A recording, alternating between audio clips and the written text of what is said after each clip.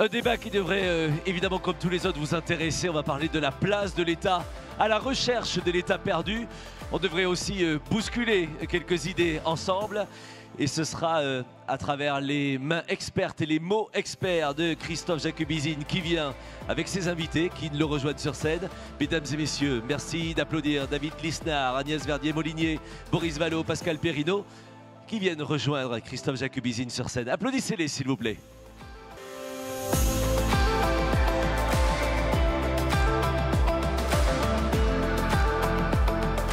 David Lisnard qui est avec nous, Boris Vallaud. David Lisnard, le maire de Cannes, président de l'Association des maires de France. Pascal Perrineau, professeur à Sciences Po, politologue. Agnès Verdier-Molinier, essayiste et directrice générale de la Fondation IFRAP. Boris Vallaud est député des Landes, président du groupe socialiste et apparenté à l'Assemblée nationale. Et l'excellent Christophe Jacubizine. Mesdames et messieurs, un peu d'attention, un peu de silence, si ce n'est pour vous, au moins pour respecter vos voisins qui, eux, veulent écouter la séance. Merci beaucoup. Merci. Bonjour à tous. La pandémie, la guerre en Ukraine ont incontestablement réhabilité, vous le savez, le rôle et la place de l'État, notamment dans l'économie. L'IRA américain et le changement progressif de la doctrine européenne en matière d'aide publique semblent aussi relégitimer le rôle de la puissance publique dans la transformation énergétique et écologique des prochaines décennies. Mais qu'en est-il en France? L'État déjà pléthorique peut-il encore être efficace? L'État peut-il vraiment revendiquer un rôle et un poids supplémentaires? Je vous propose donc de débattre ensemble de ces questions. Premier tour de table d'abord sur le poids et l'efficacité et donc la légitimité de l'État dans notre pays et notre économie. Pascal Perrineau, avec vous, on va faire un premier état des lieux, si vous voulez bien. Merci. Bonjour à toutes et à tous. Notre débat s'intitule « À la recherche de l'État perdu ». Alors, au-delà de la métaphore proustienne, je crois que nous n'avons pas perdu l'État. Mais, on le verra à la fin du débat, c'est un certain État qui s'est perdu, qui a disparu. Alors, en effet, on n'a pas perdu l'État. Pourquoi? Parce que l'État, il est partout, vous venez de le dire, encore plus avec la pandémie et l'Ukraine. Et pour vous donner quelques chiffres que je viens de tirer des rapports de l'INSEE sur les comptes publics, il y a toute une série de chiffres qu'il faut avoir en tête pour prendre conscience de cet état que vous qualifiez tout à l'heure de pléthorique. D'abord, les dépenses publiques. Les dépenses publiques, elles n'ont cessé de progresser. Je regardais ça sur la longue période sous la Ve République. Elle représentait moins de 40% de la richesse nationale dans la décennie 60, moins de 50% dans la décennie 70. C'était pourtant des décennies, j'allais dire, des 30 glorieuses, où la France se développait économiquement. Aujourd'hui, c'est 58,2% du PIB. Et au premier rang, ce sont les dépenses de protection sociale et les dépenses de santé. Donc, des dépenses publiques qui ne cessent de progresser, contrairement à ce que certains, parfois, peuvent dire. Deuxième remarque, bien sûr, des prélèvements obligatoires qui n'ont cessé de progresser pour accompagner cette hausse des dépenses. Là aussi, sur le long terme, c'était les prélèvements obligatoires représentaient entre 30 et 40% de la richesse nationale dans les années 60 et 70. Aujourd'hui, c'est 45,4%. Là aussi, donc, forcément, pas une explosion, mais une croissance régulière. Troisième indicateur statistique, le déficit public. Le déficit public représente aujourd'hui un peu moins de 5% de la richesse nationale, 5% du PIB. Et quand on compare aux autres États de la zone euro, dans la zone euro, ça représente 3% en moyenne du PIB. Donc là aussi, on est sensiblement au-dessus en termes de déficit public. Quant à la dette publique, alors là, c'est une véritable explosion. Véritable explosion. Les derniers chiffres, 114% du PIB pour la dette publique. Là aussi, quand on regarde ça dans les années 70, il fallait savoir qu'en 78, c'était 21% du PIB. Je n'en revenais pas même en regardant ces chiffres. 21% en 78, 114% aujourd'hui. Je rappelle que le seuil de Maastricht, c'était 60% du PIB et que c'est dépassé régulièrement depuis 20 ans. Et qu'est-ce que c'est que la dette publique? C'est l'accumulation, en effet, des déficits publics. Donc on a en effet une dette publique qui a véritablement explosé. Et comme le disait Pierre Moscovici récemment à la Cour des comptes, nous ne pouvons pas vivre dans l'illusion d'une dette gratuite. Et c'est vrai que quand on regarde certains acteurs sociaux ou politiques, on a presque l'impression que s'est installée l'idée, au fond, que la dette était gratuite. Alors, deuxième sous-question de votre question, cet État, cette puissance publique extrêmement importante, plus importante que dans la plupart des autres États européens, est-ce que cet État budgétivore en continuelle extension est efficace? Alors, l'efficacité de la dépense publique, c'est difficile à dire. Je vais parler de ce que je connais le moins mal, l'éducation nationale, que vous le rappeliez, je suis professeur. C'est vrai, quand on regarde par exemple le budget de l'éducation nationale, qui est le premier budget public en France, et qu'on regarde quelque chose qui est assez incontestable, le classement PISA. Vous savez, c'est un classement qui mesure dans 3 matières fondamentales les acquis des élèves à 15 ans.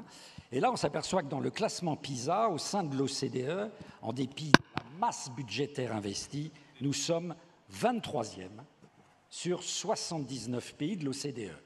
C'est-à-dire que par rapport à l'importance du budget public, la performance est peu élevée. Elle n'est pas nulle, mais elle est peu élevée. On pourrait rêver d'une meilleure place de la France dans le classement PISA. Quant à l'université, je regardais ce matin, avant de venir, le classement. Je cherchais à sortir des classements. Il y a des classements un peu contestables, le classement de Shanghai, etc. Je regardais un classement que, en tant qu'universitaire, on considère comme étant plus sérieux, le classement University Ranking. Et là, je regardais, parmi les 10 meilleures universités du monde, il n'y a pas une université française. Parmi les 10 meilleures universités européennes, il n'y a pas une université française. Ça, je vais vous dire, c'est extrêmement inquiétant. Ça m'en fait tomber mon petit cahier de professeur. Et enfin, quelques données d'opinion.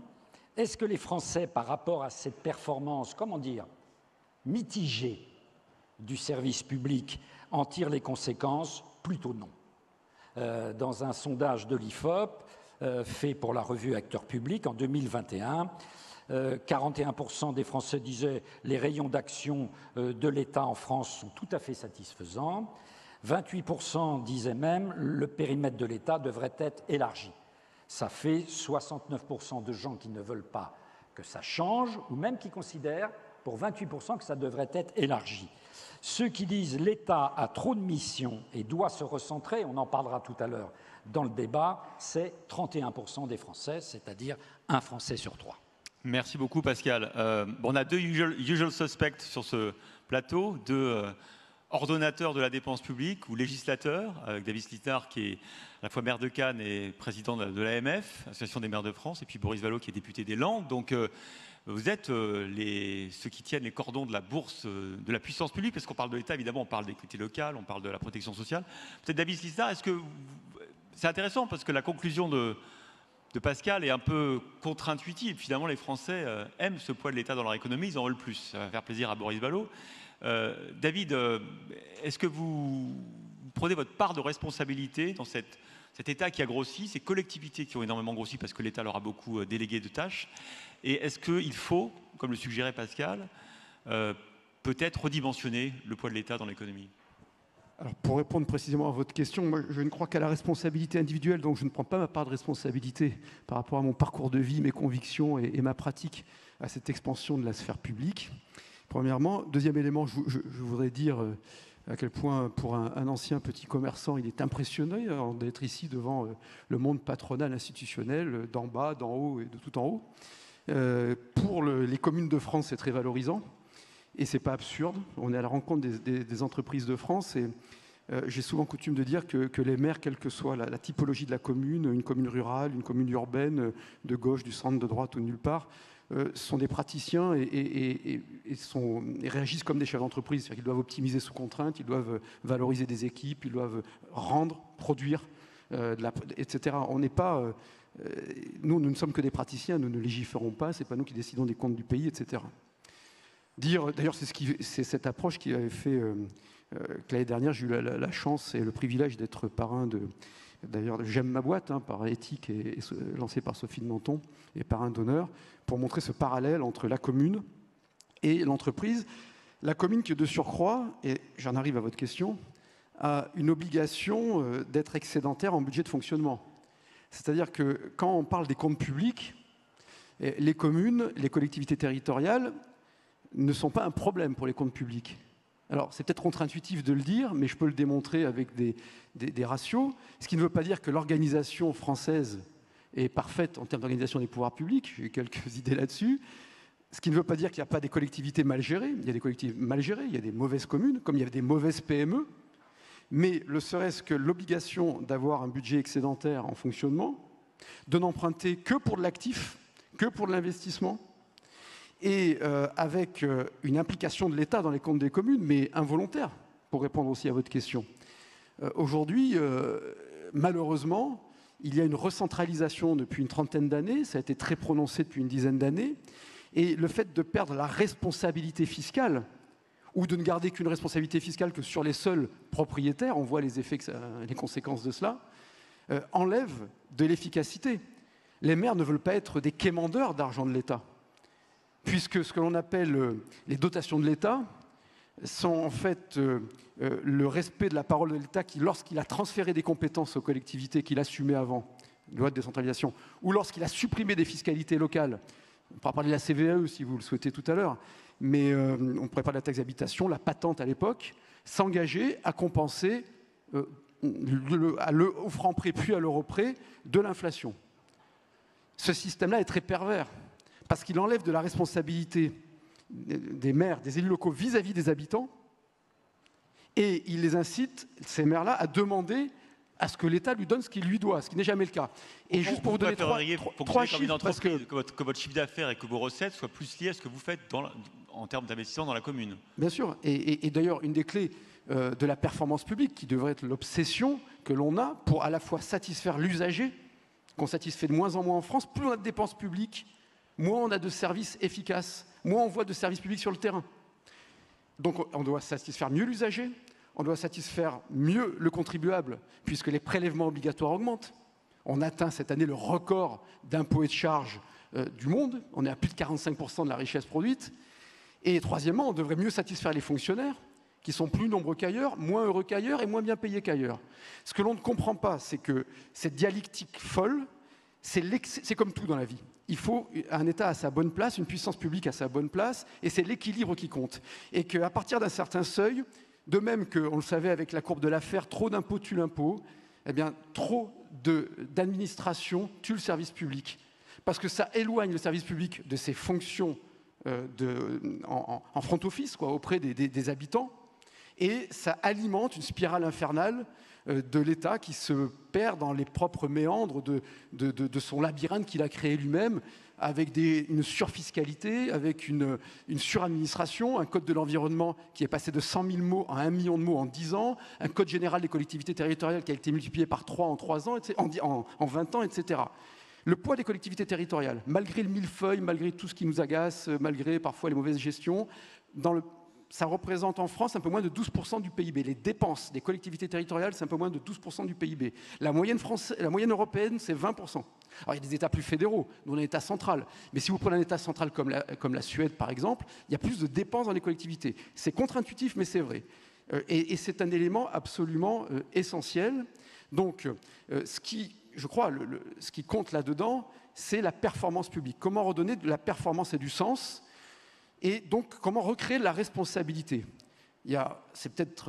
J'anticipe peut-être sur les questions suivantes, mais ça passe déjà au quotidien par du management. Pas du mauvais management, pas du management technocratique où on nous dit voilà, on va baisser de temps le nombre d'agents, de 5%, c'est pas du tout ça.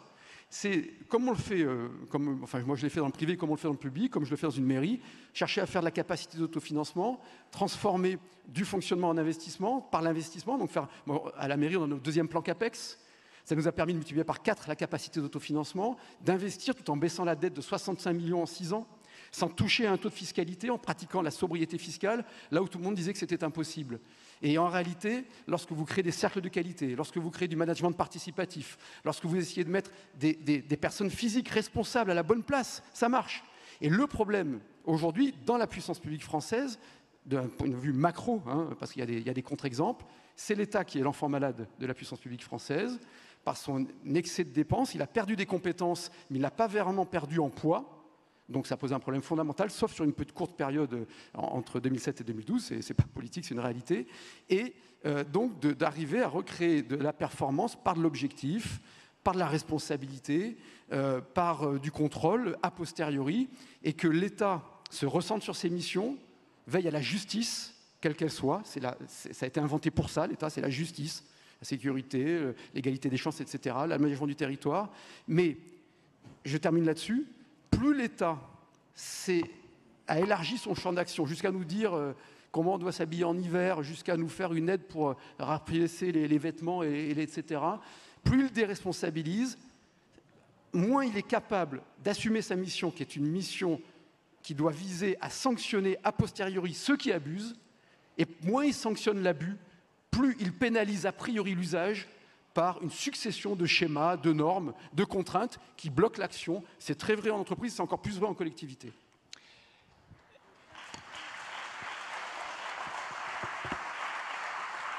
Agnès Verdier-Molinier, est-ce que pour l'IFRAP, est-ce que vous partagez ce diagnostic de la déresponsabilisation de l'État qui expliquerait justement son caractère de canard sans tête maintenant? Moi, j'ai entendu votre première question, Christophe. Vous avez dit, est-ce que finalement, toutes les crises que nous vivons ont réhabilité le rôle et la place de l'État dans l'économie? Est-ce qu'il faudrait que l'État revendique un rôle ou un poids supplémentaire? Alors, en 2019, j'étais ici même, face à Gérald Darmanin. Il était ministre des Comptes publics. Je l'avais alerté sur une étude que nous venions de publier à la Fondation IFRAP sur le fait que les entreprises de France payaient 149 milliards d'impôts, taxes et cotisations sociales en plus par rapport à la moyenne de la zone euro hors France.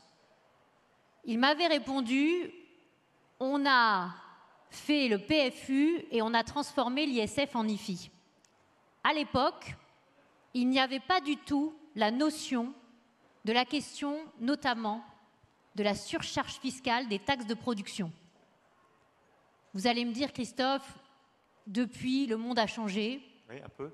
Et on s'est tous rendu compte qu'il y avait un problème de taxes de production. Il y a déjà eu un pas qui a été fait, avec une baisse d'abord de 10 milliards, et puis les 4 milliards de CVAE. Là, on voit qu'il y a une difficulté visiblement à financer les derniers 4 milliards à supprimer. Mais j'ai voulu, avec la Fondation IFRAP, refaire le bilan. Où est-ce qu'on en est aujourd'hui?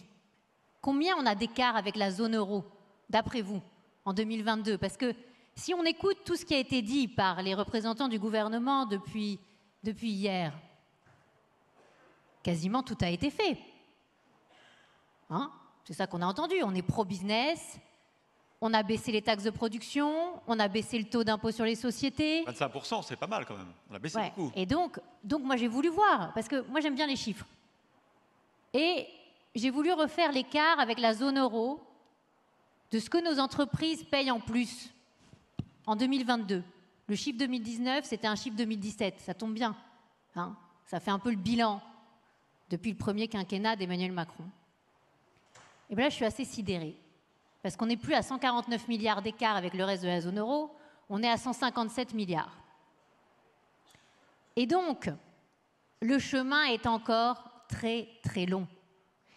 157 milliards, c'est 102 milliards de charges sociales de plus à la charge des entreprises, et c'est 58 milliards encore de taxes de production en plus à la charge de nos entreprises par rapport aux entreprises de la zone euro hors France. Donc, quand on dit, finalement, il faudrait baisser les niches fiscales, j'ai entendu ça. On dit qu'il y a le crédit impôt recherche qui serait dans le collimateur. On dit que, finalement, il y a beaucoup d'aides pour les entreprises. Mais quand on regarde ce qu'il y a comme aide, l'essentiel des soi-disant aides qui sont perçues par les entreprises aujourd'hui, ce sont quoi? Des allègements de charges? Ce sont des crédits d'impôt? Et donc, c'est ce qui permet aux entreprises de survivre. Parce que nous, on a fait le calcul. Si jamais on supprimait toutes ces mesures fiscales et sociales qui permettent à nos entreprises de payer un peu moins cher de prélèvements obligatoires, on serait à 20% en termes de PIB d'impôts, taxes et cotisations payées par nos entreprises, alors que la moyenne de la zone euro est autour de 8%. Vous voyez l'écart gigantesque. Alors, il faut vraiment se méfier de tout ce qui va être décidé dans les prochains mois et les prochaines années.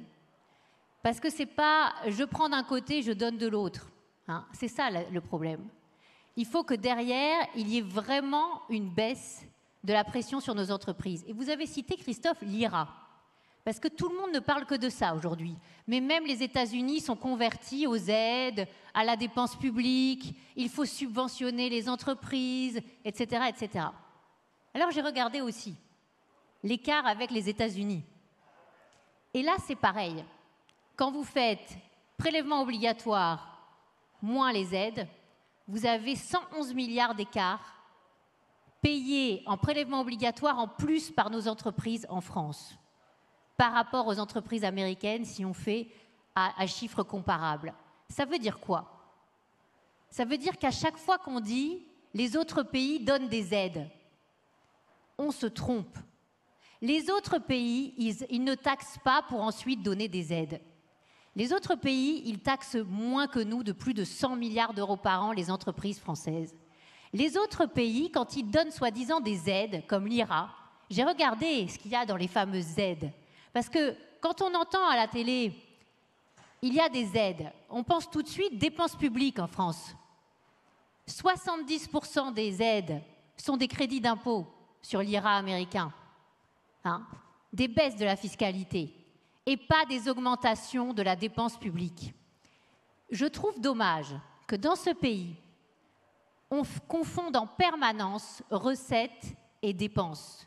Parce que baisser la pression fiscale sur les entreprises avec des mesures de fléchage, ça va dans le bon sens.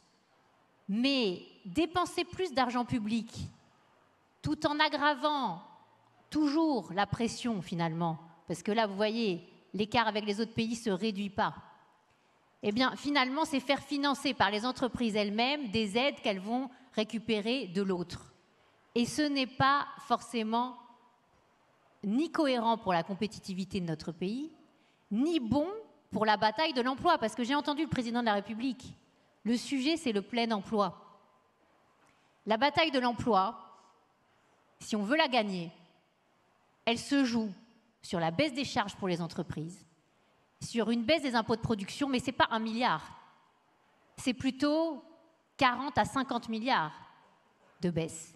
Et ça se joue aussi, cher David, sur le sujet d'impôts locaux qui sont corrélés à la question de la création de richesses dans les territoires. Par exemple, un impôt sur les sociétés dont une part serait locale, comme ce qui se passe en Allemagne, où le bloc communal est financé par une part arbitrable de l'impôt sur les sociétés. Pourquoi est-ce que nous, on a tellement de taxes de production? Parce qu'on a décorrélé, finalement, l'idée de faire du résultat, de créer de la valeur ajoutée dans nos territoires, et l'idée de l'entreprise, où finalement, on préfère taxer au moment où on produit, plutôt que d'attendre de voir si nos entreprises vont être bénéficiaires et créer vraiment de la valeur ajoutée et de la richesse. Donc là, nous avons devant nous un chantier absolument énorme et je trouve très important de redire en permanence les écarts avec les autres pays. Pourquoi ? parce que finalement, pour l'instant, très peu, malheureusement, a été fait.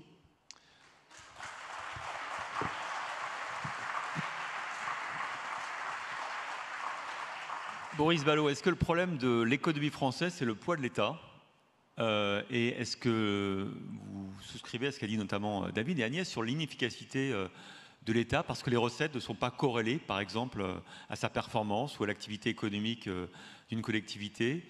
Quel est votre diagnostic à vous?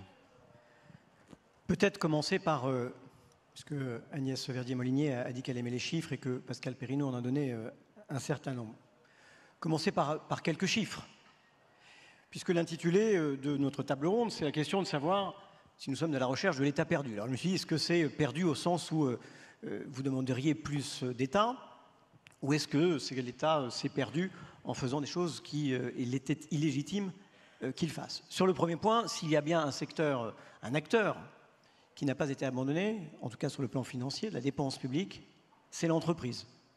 Il se trouve que est sorti il y a quelques semaines un ouvrage d'Anne-Laure Delatte, qui est une économiste, chercheuse au CNRS, dans un laboratoire de recherche qui est rattaché à Dauphine, et qui explique que les dépenses publiques en faveur des entreprises, subventions, exonérations fiscales et sociales comprises, ont augmenté considérablement depuis 40 ans, passant de 1979 à aujourd'hui de 3% du PIB à 8,5% du PIB, quand dans le même moment les aides directes, exonérations fiscales et sociales pour les ménages étaient constantes de 5%, quand dans le même temps le budget d'éducation nationale demeurait à peu près constant à 5,5%, quand le budget de la santé demeurait à peu près constant à 5,5%, la réalité c'est que les dépenses publiques, qui ne sont pas forcément illégitimes, au bénéfice des entreprises, a considérablement augmenté et qu'elles ont été financées de deux manières, par l'augmentation considérable de l'impôt sur les ménages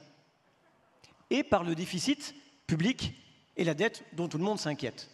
Si on veut être juste, je crois qu'il faut regarder les choses dans leur ensemble et se poser la question de l'efficacité de la dépense publique en toute matière parce que c'est de l'argent public, parce que ce sont des impôts, mais il faut aussi interroger l'efficacité d'un certain nombre d'aides ou d'exonérations aux entreprises en matière de création de richesses, d'innovation et de création d'emplois. Et bien sûr, quand on est un responsable public, que ce soit au niveau local ou lorsque l'on est on travaille à l'État, qu'on est un représentant national, bien sûr qu'il faut se poser les questions de l'efficacité de la dépense publique, de la meilleure allocation de nos ressources qui ne sont pas infinies. Et je ne fais pas partie de ceux qui pensent qu'on va annuler la dette ou qu'elle ne serait pas, ou qu'on pourrait vivre, j'allais dire, à crédit toute notre vie. Mais la réalité m'oblige aussi à dire que, et Pascal Perrineau en conviendra, que le niveau de dette qui est évoqué arrive après une crise de la Covid où les entreprises ont pu vérifier que l'État répondait présent pour sauver l'essentiel et il a bien fait de le faire. La question qui se pose maintenant, c'est qui va payer? Et je pressens que ce sont à nouveau les classes populaires, les classes moyennes, les ménages qui vont payer. Si je pose la question, c'est qu'on se pose la question de la dépense publique. On se pose assez peu la question de la recette publique. Et si on pose la question de la recette publique, on se pose la question, par exemple, de la fiscalité des multinationales, de la question des super-profits. J'ai bien compris qu'il y avait un débat pour savoir si ça existait ou pas. Mais même au gouvernement, après avoir dit qu'ils ne voyaient pas de quoi il s'agissait, ils ont prétendu légiférer sur cette question-là. Quand je pose la question de la fiscalité des multinationales, c'est que 40% des résultats des multinationales sont consolidés dans des paradis fiscaux et qu'il manque 20% du produit de l'impôt sur les sociétés à tous les pays de l'Union européenne. C'est des dizaines et des dizaines de milliards d'euros. Donc si on veut être juste, il faut se poser la question en ces termes. Et puis la question, c'est est-ce que l'État se perd? Moi, je veux dire, l'État, il se perd de plusieurs manières. Il se perd d'abord quand il pense qu'il est une entreprise. Et de ce point de vue-là, je crois que nous nous sommes à bien des égards perdus. Par exemple, à l'hôpital. Le modèle de l'hôpital entreprise est, du point de vue des soignants, du point de vue de l'efficacité de la dépense publique, un échec. Et c'est par hasard si aujourd'hui on se pose de concert, de façon transpartisane d'ailleurs à certains égards, la question du modèle de l'hôpital public. L'État se perd quand il n'est plus au service de l'intérêt général, mais qu'il est au service d'intérêts particuliers, voire du marché. Et ça peut arriver. Il se perd quand il sacrifie le court terme au long terme. Et dans les aides aux entreprises que j'évoquais, beaucoup continuent d'être alloués à ce qu'on pourrait dire l'économie carbonée. Et on voit bien l'enjeu que nous avons à accomplir. Il se perd quand il devient aussi un golem administratif. Et là, moi, je souscris pour en avoir été le témoin parfois accablé. Je viens du corps préfectoral. J'ai dirigé les services d'un conseil départemental. Et je vois beaucoup de Daniel Blake, pour faire référence au film de Ken Loach, c'est-à-dire des gens qui sont pris au fond dans un étau administratif et incapables de saisir la singularité des situations et parfois la contradiction des sentiments qui peut être celle d'un chef d'entreprise entre la honte et la colère. Oui, on légifère trop, on évalue mal, on empile les dispositifs et la réalité c'est qu'à bien des égards, on n'y comprend rien. Mais la simplification administrative, c'est du point de vue de ceux qui payent les impôts et qui attendent un service. Ce n'est pas le fantasme de l'État minimal. Vous savez, la critique de la marée montante du fonctionnarisme, la critique de l'administration, au fond, il n'y a rien de plus vieux que ça. Et donc il faut une réflexion qui soit, à mon avis, mais on y reviendra, plus poussée de ce point de vue-là. Et puis l'État se perd quand il ne défend pas les principes qui le fondent, en tout cas quand il est une démocratie, c'est la justice. Et on y reviendra, la justice économique est importante. J'ai évoqué la question de la fiscalité. Moi, je prétends que les PME payent les impôts que les multinationales ne payent pas. C'est la question du partage de la richesse créée entre le capital et le travail. C'est la question du partage de la masse salariale entre les salariés, des écarts de rémunération. Est-ce qu'après la Covid, où on a applaudi les caissières, on peut encore se satisfaire du fait que le patron d'une grande enseigne gagne 400 fois ce que gagne sa caissière? Vous savez qu'il y a 0,32% des salariés qui gagnent plus de 12 SMIC en France. Et c'est qu'une part de la rémunération de cela.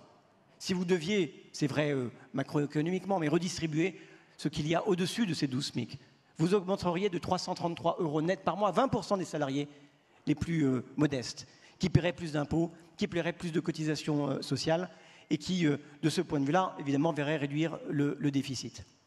Il y a la loyauté du commerce international, de la concurrence, de cette mondialisation déloyale. Je crois que le devoir de l'État, c'est aussi de protéger son industrie, mais on aura l'occasion d'y revenir en se projetant dans 30 ans. Peut-être une réaction à la fois de David Lisnard et rapide. Je crois que vous vouliez réagir. Oui, non, parce que il y a beaucoup de choses à dire, des choses intéressantes. Et simplement, sur le chiffre de l'aide aux entreprises, moi, c'est typiquement ce qui me contrarie beaucoup. Alors, je vais peut-être choquer, mais moi, je suis contre les aides aux entreprises. Voilà. Je pense que, d'un point de vue général, il faut supprimer les 145 milliards d'aides aux entreprises et supprimer au moins d'autant la fiscalité sur les entreprises. Il y a quand même un chiffre incontournable, c'est celui que vous avez dit tout à l'heure, Agnès, c'est-à-dire qu'une fois que vous avez déduit ces fameuses aides qui ont augmenté en pourcentage du PIB, les entreprises de France ont un boulet de compétitivité au pied par des surprélèvements, et notamment des surprélèvements sociaux, et qui renvoient à l'obsolescence du modèle social, parce qu'on parle d'État de façon générale, mais le premier problème est là, sur les 31% du PIB de dépenses sociales. Donc, on ne peut pas se dire les entreprises n'ont jamais été autant aidées. Si on vous prend 100 € dans la poche et puis qu'on vous rend 20 € et qu'on vous dit dites-moi merci parce que je vous donne 20 €, on vous a quand même pris 80. Voilà. Donc ça, c'est quand même quelque chose qu'il faut avoir à l'esprit. Aujourd'hui, les entreprises françaises sont bien plus ponctionnées en général, de façon macro, parce qu'il y a des différences, que les entreprises de la moyenne européenne. On ne parle pas des pays les plus attractifs. Quand on parle du déficit de l'État, puisque nous sommes un pays qui a comme particularité d'être en déficit annuel depuis 1974, ce qui n'est pas une fatalité, hein, il suffit de regarder autour de nous, on l'exprime en pourcentage du PIB, c'est intéressant, mais c'est pour moi totalement à côté de la plaque. Il faut regarder le déficit de l'État par rapport aux recettes de l'État. Aujourd'hui, on a un déficit de l'État qui représente plus de 45% des recettes. Il n'y a pas une entreprise, un commerce, une collectivité serait illégale, une entreprise aussi, une famille qui pourrait vivre avec cela. Quand on regarde l'évolution de la dette, sur les 600 milliards d'euros d'augmentation de la dette depuis 6 ans, le Covid représente un petit tiers. Les 2 tiers d'augmentation de la dette depuis 6 ans, ce sont des crédits de fonctionnement de l'État. Ce n'est pas de la dette d'investissement, c'est du fonctionnement. Et pour en revenir à la question l'État perdu, je crois qu'effectivement, l'État ne doit pas se prendre pour une entreprise, surtout pas, je suis entièrement d'accord avec vous, il doit veiller à la justice, ça nous réunit au moins ça. Mais parallèlement, je pense qu'il y a aussi, et j'arrête là-dessus, mais de façon un peu provocatrice, la dépense publique, c'est comme une drogue, c'est une accoutumance. Et il va falloir, à un moment donné, faire des cures de désintox. parce que notre pays va dans le mur, va s'effondrer. Et cette accoutumance, depuis le « quoi qu'il en coûte », cette expression un peu enfantine, elle est devenue aussi patronale. Moi, j'ai été très frappé de voir que le monde patronal, en tout cas tel qu'il est représenté, a soutenu jusqu'à la présidentielle et aux législatives le « quoi qu'il en coûte », alors qu'on savait pertinemment que ce dispositif de soutien keynésien était pertinent au début du Covid, mais qu'à partir de l'été 2020 ou de l'automne 2020, pour être encore plus honnête, on connaissait le cycle de la maladie, on n'avait pas besoin d'interdire de boire un café debout, mais de l'autoriser assis, d'autoriser la vente des sapins de Noël, mais d'interdire les boules de Noël, et de mettre sous perfusion l'appareil productif. Et il me semble qu'il y a eu une justification de peur d'une élection de Marine Le Pen, on va dire les choses, d'une justification éhontée, d'une espèce de social-étatisme keynésien, archaïque, que l'on va payer très cher. Que l'on va payer très très cher. La charge de la dette cette année, sur 2022 de mémoire, mais certains ici pourront confirmer ou infirmer, c'est 4 fois le budget de la justice. Donc ce n'est pas virtuel le remboursement de la dette, et vous avez bien fait de le rappeler tout à l'heure. Agnès Verdier-Molinier, peut-être pour avancer notre débat.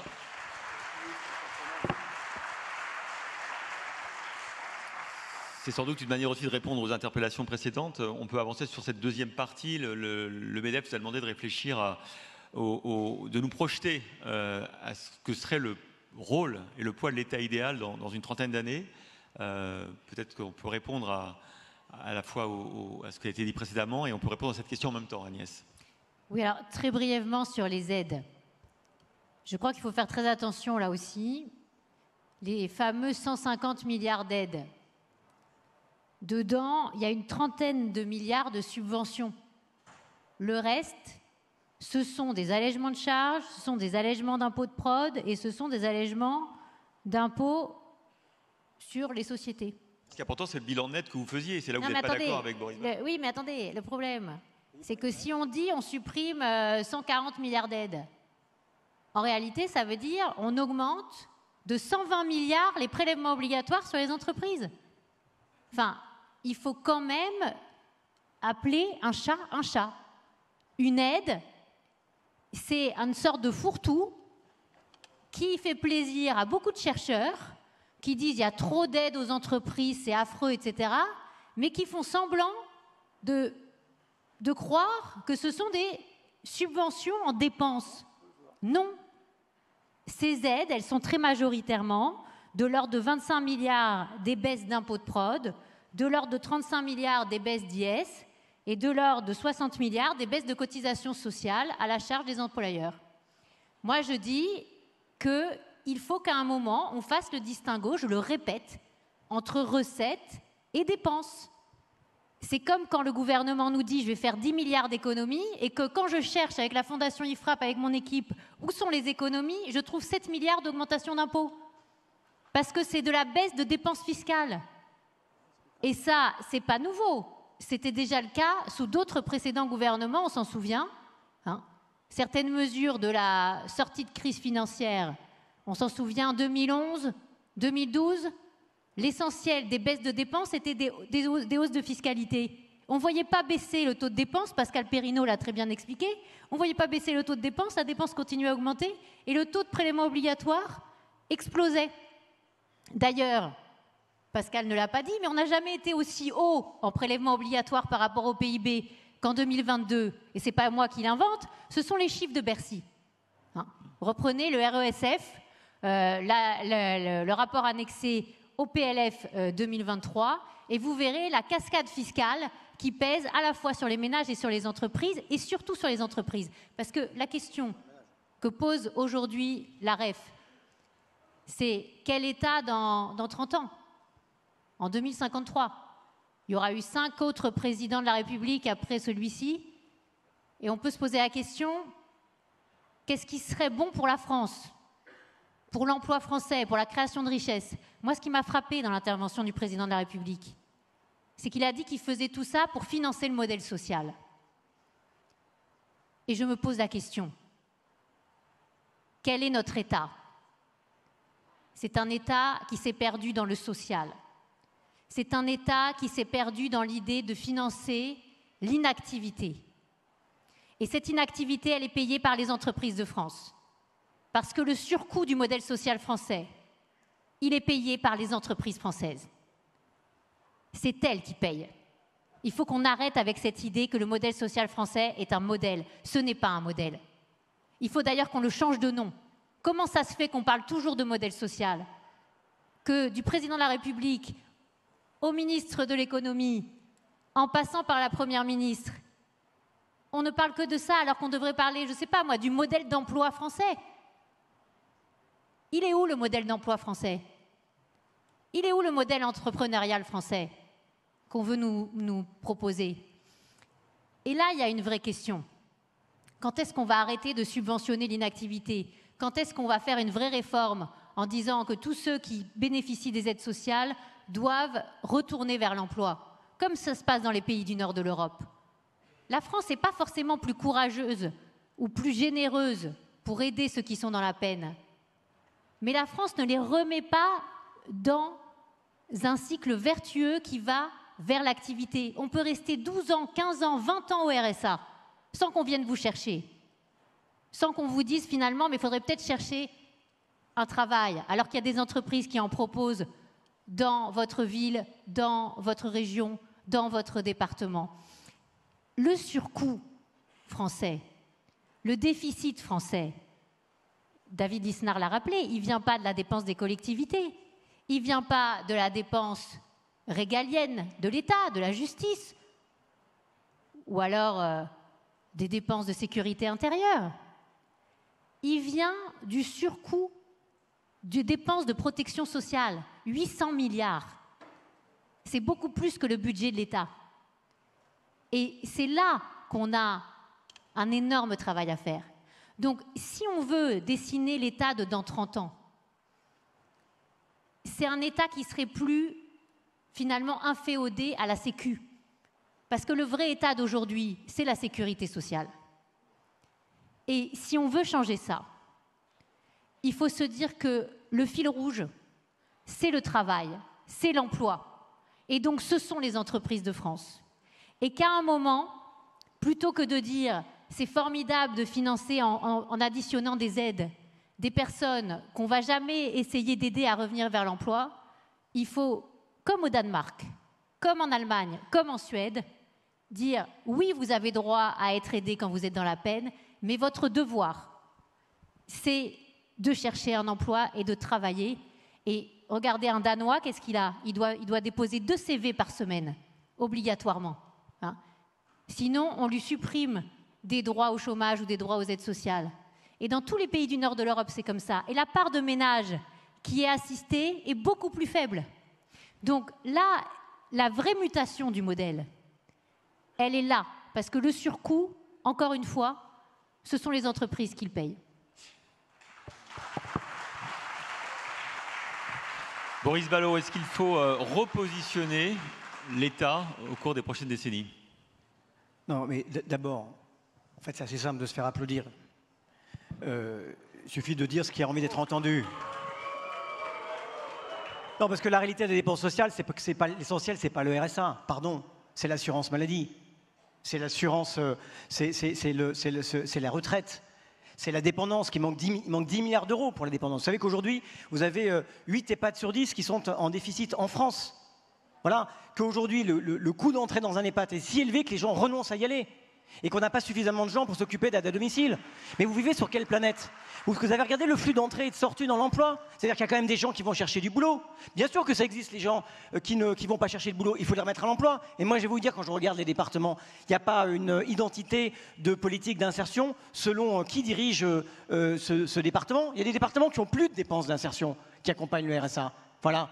Parce qu'en réalité, c'est sous-compensé dans les collectivités locales par l'État. C'est ça la réalité. Et puis, je crois que ça fait bien longtemps que vous n'avez pas vu en vrai un chômeur, quelqu'un qui a une vie cassée, qui derrière une difficulté à trouver un emploi, a un problème de logement, un problème de mobilité, un problème de santé, un problème de santé mentale. Voilà, ça, vraiment, tout ça, ça coûte de l'argent. Vous savez quel est le coût de la non-prise en charge de la santé mentale en France? Combien ça coûte à l'économie, cette non-prise en charge? 110 milliards. Vous ne pensez pas qu'il y aurait à investir dans la santé mentale pour que précisément les gens se sentent bien pour aller au boulot? Bien sûr, tout le monde va aller au boulot. Moi, je crois à la valeur travail. Vous savez, Mais la condition de la valeur travail, c'est le travail de valeur. Le travail qui paye, le travail qui émancipe, le travail qui rend fier. Les gens, ils aiment leur boulot et ils ont envie de bien le faire. Et quand la CFDT, par exemple, fait une étude et qu'on voit que les 2/3 des gens aiment leur boulot, mais ils ont une expérience défavorable, on doit se poser la question des conditions de travail. Peut-être parler plus de travail que d'emploi. Ça, c'est la responsabilité en particulier des hommes et des femmes politiques. Et je le dis de la gauche. Je le vois bien dans le débat sur les retraites. On a presque été incapable de parler du travail autrement que d'un grand malheur. Alors que moi, je crois au travail heureux. Bien souvent, vous le savez, quand on parle avec quelqu'un, au bout de 5 minutes, on dit « mais qu'est-ce que tu fais ?» Et on est ce qu'on fait. Donc oui, bien sûr. Mais vous rêvez d'un État qui n'existe pas, qui n'a jamais existé. Vous avez le discours qui était exactement le même à chaque moment de progrès social. Vous savez, vous vous souvenez du poème de Victor Hugo, où vont tous ces enfants dont pas un seul ne rit? Eh bien, on les a arrachés à l'usine à 8 ans. On a civilisé le travail, on a apprivoisé le hasard. Ça s'appelle le progrès. Et ça coûte quelque chose. Et tout ce que vous nous promettez, au fond, c'est une grande régression. C'est une grande régression. Alors, oui, il faut se poser la question de l'efficacité. Oui, il y a des trucs qui ne marchent pas. Évidemment, il y a des trucs qui ne marchent pas dans les collectivités et des trucs qui ne marchent pas dans l'État. Il n'y a pas que le RSA qui ne marche pas. Parce que quand vous additionnez toutes les aides... Non, mais le RSA, à bien des égards, ça marche. Vous avez déjà présidé une commission d'insertion RSA? Vous l'avez déjà fait? Moi, je l'ai fait. Vous avez vu la proportion, moi, je l'ai fait. Donc, je sais de quoi je parle. De ménages qui touchent des APL, qui touchent des aides en France, vous savez, par rapport aux autres pays. Les APL, c'est 60% des gens qui en bénéficient qui vivent sous le seuil de pauvreté. Vous voyez ce que je veux dire? Derrière des chiffres, il y a des gens, il y a des vies. Évidemment, vu de l'IFRAP, c'est pas la même chose. Non, mais je vais vous dire un truc. Alors, David Lisnard. Je voudrais répondre. Je voudrais répondre parce que le problème, Agnès, parce le problème, c'est facile de caricaturer et de. Non, mais c'est facile parce que vous dites mais vous parlez que du RSA. Non, on parle de l'ensemble des aides sous critères de ressources et ça fait plus de 130 milliards d'euros par an. Hein? Et donc, c'est pas juste un petit. Mais c'est quoi votre proposition? C'est de supprimer les APL? Les APL, il y a 60% des gens qui en bénéficient qui sont sous le seuil de pauvreté. C'est pas un petit. C'est sûr que c'est plus facile de vivre au-dessus de ces moyens qu'en dessous du seuil de pauvreté. Et on sait que la France est le pays qui dépense le plus dans les aides sociales. Mais c'est son contrat social. Et vous avez interrogé les Français, Pascal Perrineau le disait tout à l'heure. Et après, vous pensez que c'est vraiment la solution, finalement, de dissuader du retour à l'emploi? C'est ça ce qui se passe aujourd'hui. Il n'y a que 40% des personnes qui touchent le RSA qui aujourd'hui sont inscrits à Pôle emploi. On a bien compris vos divergences. Ça n'existerait absolument pas dans aucun autre pays du nord de l'Europe. Assistez à une commission d'insertion et on verra un petit peu. Vous verrez, vous rencontrerez des vrais gens. Mais c'est facile, c'est facile. Je vais prendre les micros. David Lisnard, le rôle idéal de l'État au cours des prochaines décennies. Le rôle idéal de l'État, ce serait un État qui soit au service de la société et qui ne mette pas la société à son service. Ce serait un État qui crée les externalités positives pour que les individus puissent devenir propriétaires de leur vie. Pour qu'ils ne soient pas... C'est pour ça que par exemple, j'ai défendu un peu seul, mais dans le cadre de la réforme de la retraite, une retraite par capitalisation collective obligatoire, parallèlement à une répartition comme filet de sécurité. Je crois qu'on l'a démontré, la pertinence de ce système. Et je vois bien comment ça fonctionne chez les pharmaciens, dans une caisse autonome ou dans la fonction publique d'ailleurs, où les agents de catégorie C, qui sont vraiment payés tout en bas de la grille, arrivent à être propriétaires d'une partie de leur retraite. Donc c'est un État qui intervient en subsidiarité. C'est d'abord à l'individu d'essayer de faire sa vie. C'est pour ça que le système social aujourd'hui est calamiteux, parce qu'il multiplie les dispositifs et il l'entretient dans des cages à pauvreté, dans des trappes à pauvreté. Il crée du déterminisme social. On n'a jamais autant eu de dépenses sociales et on a très peu de mobilité sociale parce qu'on rend dépendant à l'État ou à la puissance publique. C'est donc un État qui intervient en subsidiarité pour que d'abord les individus puissent s'épanouir. C'est un État qui veille à l'égalité des chances pour que l'instruction publique soit enfin de haut niveau, qu'il y ait une liberté d'enseignement et que l'État intervienne en filet de sécurité avec des établissements de très haut niveau, avec une élite d'enseignants dans peu d'établissements publics mais bien répartis sur le territoire. L'égalité des chances territoriales avec de l'aménagement du territoire, qui est pour le local ce que l'instruction est pour l'individu. Bref, un État qui ne se polie plus, puisqu'on parlait... toute la clé, c'est cet équilibre entre l'égalité et la liberté, qui fait la dialectique, Tocqueville l'avait dit mieux que quiconque, et on est allé beaucoup trop loin dans l'égalitarisme, dans l'égalité. On voit à quel point la carte scolaire crée des trappes identitaires et sociales, et que tous les gens des classes moyennes et classes supérieures savent très bien où mettre leurs gamins pour échapper à la carte scolaire. On voit bien à quel point ce système est foutu. Ce système nous envoie dans le mur.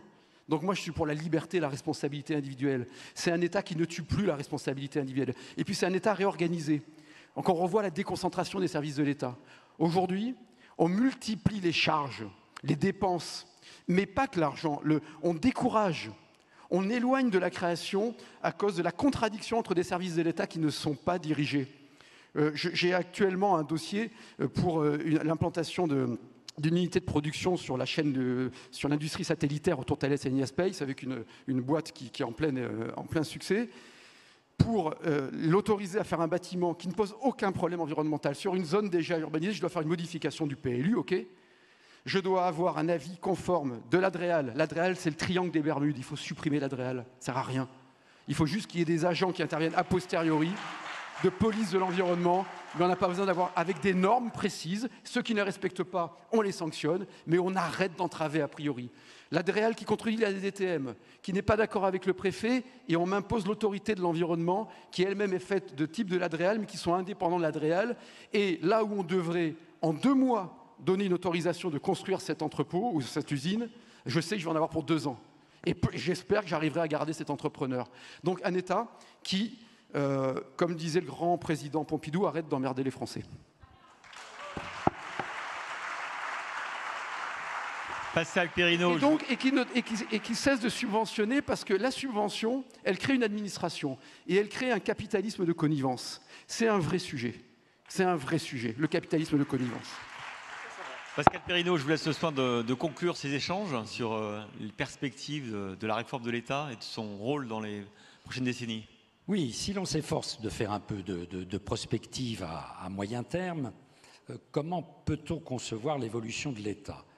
Moi, je dirais, nos démocraties ont besoin d'un État plus modeste qu'il n'est. Vous savez, il y a nombreuses années, ce remarquable sociologue des organisations qu'était Michel Crozier avait écrit un livre extrêmement intéressant sur la nécessité d'un État davantage modeste, d'un État qui ne cherche pas à tout faire, comme aujourd'hui. D'ailleurs, un Premier ministre socialiste l'a bien dit, l'État ne peut pas tout faire. Et c'est vrai que la tendance du développement de l'État-providence de l'après-guerre jusqu'à nos jours a été l'impression que voilà, l'État pouvait tout faire jusqu'à se mêler de nos vies privées. Regardez l'évolution des politiques publiques qui de plus en plus vont sur le terrain de la vie privée. Moi, je considère que, par exemple, tous les débats autour de l'euthanasie me posent, moi, en tant que citoyen, d'énormes problèmes. Ai-je envie que l'État se mêle des conditions de la mort des miens? Je ne crois pas. Voilà, je ne crois pas. Et il y a là un symptôme d'un État, en effet, qui s'est étendu, qui est persuadé qu'il peut légiférer sur tout et qu'il peut tout faire. L'État de l'avenir, ça n'est certainement pas cela. C'est un État, en effet, plus modeste. C'est un État également reverticalisé. C'est-à-dire, c'est un État qui fera mieux ce qu'il doit faire et ce qu'il fait historiquement. C'est-à-dire la sécurité, la justice, la défense. C'est-à-dire c'est un État qui doit revenir sur ses fondamentaux. Il ne doit pas quitter, bien sûr, le terrain du social, mais il doit savoir ce qui peut être externalisé. Et pour ça, il faut évaluer, ce qu'on n'a pas fait sérieusement. Moi, je regarde dans le terrain de l'éducation. Il faut faire vraiment une évaluation systématique de la performance de nos systèmes publics et savoir ce qui peut être, oui, externalisé. Donc, un État rétréci, un État davantage modeste, un État reverticalisé, un État qui ne soit plus, vous savez, il y a cette année, un grand monsieur a quitté la scène. C'était Michel Schneider, qui avait plusieurs cordes à son arc, qui était un remarquable haut fonctionnaire, qui était un remarquable psychanalyste, qui était un remarquable musicien, et qui avait écrit un livre formidable sur l'évolution de l'État qui s'appelle Big Mother. Et où il disait, en effet, l'État régalien, c'est quoi? C'est un big favor. C'est un État qui fait bien ce qu'il doit faire. Et quand il regardait, lui, sur un demi-siècle, l'évolution de l'État, il disait l'État est devenu une espèce de mère un peu ventripotente qui a transformé les citoyens du statut de citoyen en statut de consommateur perpétuellement en colère. Parce que quelque part, plus on leur en donne, plus ils sont en colère et revendicatifs. Réfléchissons à ce que dit Michel Schneider pour comprendre aujourd'hui ce que l'on appelle la colère sociale. Je crois qu'il y a là une clé de compréhension. Et il disait, en effet, quand il réfléchissait avant sa mort, quand il réfléchissait à l'évolution de l'État, il disait, en effet, il faut que l'État se recentre sur le régalien, fasse le bilan sur le social et se dise, voilà, ce que l'on doit continuer à faire sur le social, ce que l'on doit externaliser sur le social. Et puis, on doit, en effet, avoir un État davantage modeste qui arrête en particulier cette intrusion, j'y reviens, dans nos vies privées et qui entame nos libertés individuelles. Alors, cette évolution de l'action publique, elle ne va pas être facile. Elle ne va pas être facile. Elle s'est faite dans beaucoup d'États. Quand vous regardez certains pays, on parlait tout à l'heure de la Suède, qui avait un État ventripotent. La Suède a fait une cure d'amaigrissement. Ils ont mis les choses sur la table et beaucoup de démocraties d'Europe du Nord, qui étaient très marquées par la tradition social-démocrate d'un État-providence extrêmement imposant, impressionnant, ils ont fait une cure d'amaigrissement. Et la social-démocratie elle-même a fait là-dessus un chemin qu'on n'imaginait pas que cette social-démocratie pouvait faire.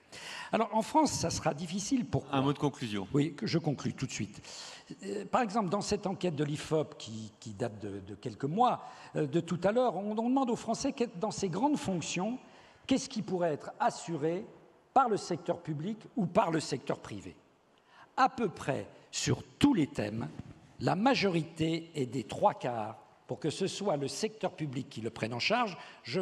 Santé, 80% des Français disent secteur public. Éducation, 81% des Français. La gestion de l'eau, 79% des Français. La production d'énergie, 78% secteur public. Les transports en commun, 76% secteur public. La sécurité des biens et des personnes, là on est dans le régalien classique, 75%. Le ramassage des ordures ménagères, 71%. Vous voyez, donc il faut faire avec la société française telle qu'elle est et non pas avec la société française telle qu'on la rêve. Merci beaucoup à tous pour ces échanges passionnants. Et on laisse la place